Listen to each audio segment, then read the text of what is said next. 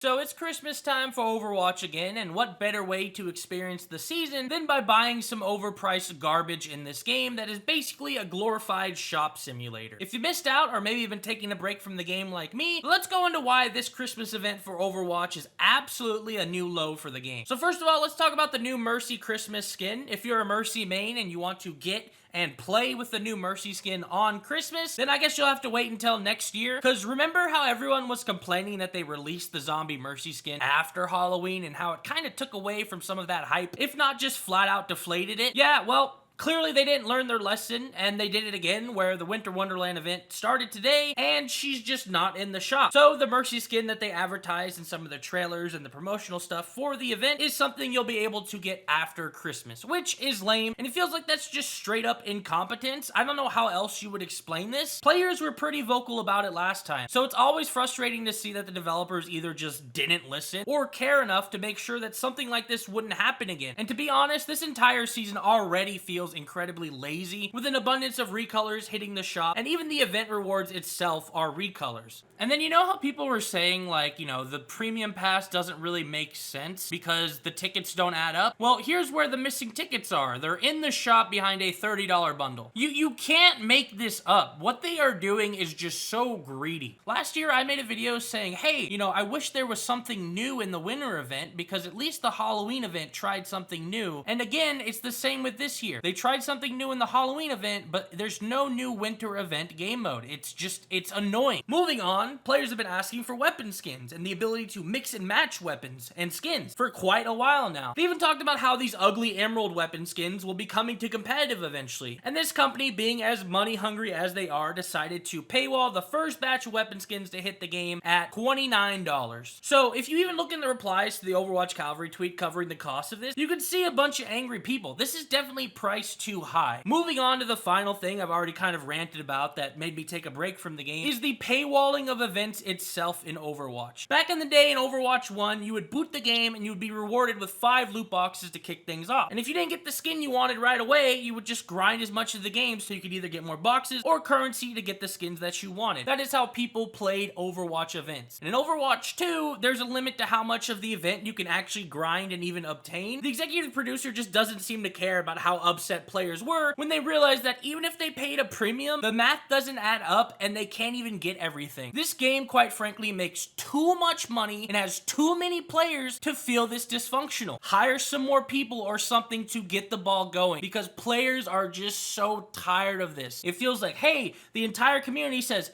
hey, this is kind of shitty, why don't you guys fix this? And then it takes months before we even see change. Something's gotta happen. It is a live service game that moves at a snail's pace.